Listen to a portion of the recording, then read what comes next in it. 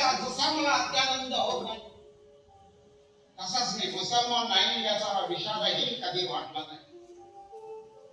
मी आहे आणि मी माझ्या तत्वाशी आणि सत्याशी प्रामाणिक आहे.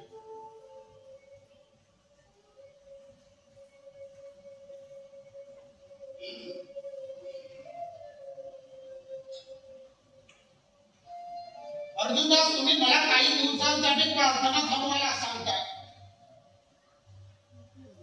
पण आज जरी माझा मारेकरी बाहेर माझी वाट पाहत बसला असेल तरी या क्षणी मी दोन्ही हाताने त्याला सामोरा जायला तयार आहे.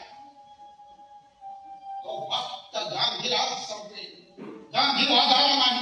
बापूजी, हो, आज उशीर झाला नाही. सलाम.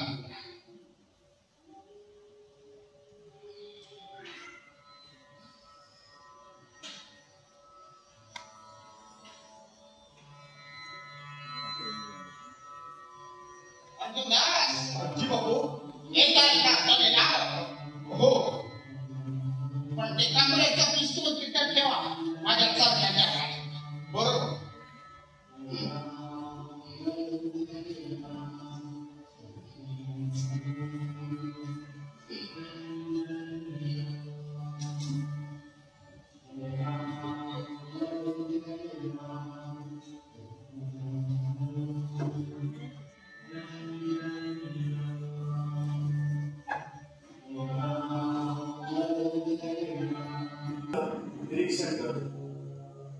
त्यांचे मला सर्वात अधिक भय होते, म्हणून 4-5 लोक जात होते त्यांच्यातला मी एक आहे असे समजले जावे अशी दक्षता घेऊन आले.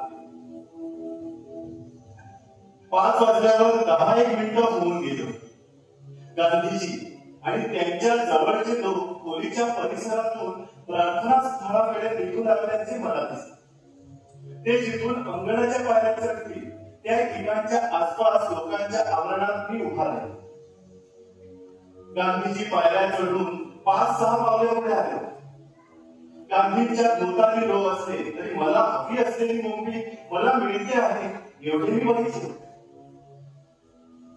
मला आणखी 3-1 सेकंदाचा वेळ हवा. 2 पावलं पुढे सरकून गांधींच्या पुढ्यात जाणे, शस्त्र बाहेर काढणे आणि गांधींनी आपल्या जीवनात जी म्हणून उपयुक्त देशसेवा केली त्यासाठी जो त्याग केला त्यासाठी त्यांना वंदन केले. गांधीजी प्रार्थनेकरता जात होते तेव्हा त्यांच्या बरोबर 2 मुली होत्या. त्या 2 मुलीतील एक गांधीजींच्या जवळ होती. तिला दुखापत होईल अशी मला भीती वाटली. त्यावेळी उपाय मनात योजून मी पुढे गेलो. गांधीजींना नमस्ते या शब्दात शस्त्रासहित वंदन केले. आणखी 1 पाऊल पुढे झालो. त्या मुलीला हातानं बाजूला केलं.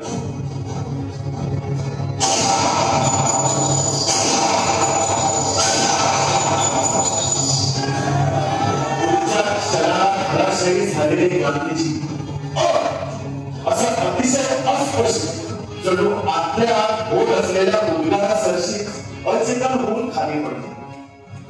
अगदी जवळच्या लोकांनी माझ्या हातात शस्त्र बघितले होते. प्रत्येक जण 5-7 पावले तरी झटकन मागे सरकला. गांधीला जाण्यासाठी थोडीशी मोकळी वाट केली.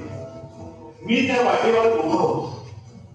ही वाट आणखी उंचावली. 4 पावलावर गांधीजी पडले होते आणि माझ्या भोवती एक लांबट रिंगण निर्माण झाला. गोळ्या छाटताच मी पिस्तुलाचा हात वर केला होता आणि पोलीस पोलीस असे ओरडले. Police police. पण अर्धे मिनिट झाले तरी जवळ पोलीस येईल. माझी दृष्टी मी आसमंतात फिरवू लागलो पण मला पकडण्याचं धाडस कोणीच करेल. इतक्यात एका पोलिसाची आणि माझी नजर त्याला पुढेच मी जवळ येईल असा संकेत केला. तो जवळ आला. त्यानं माझं मनगट पकडलं. दुसरा माणूस आला.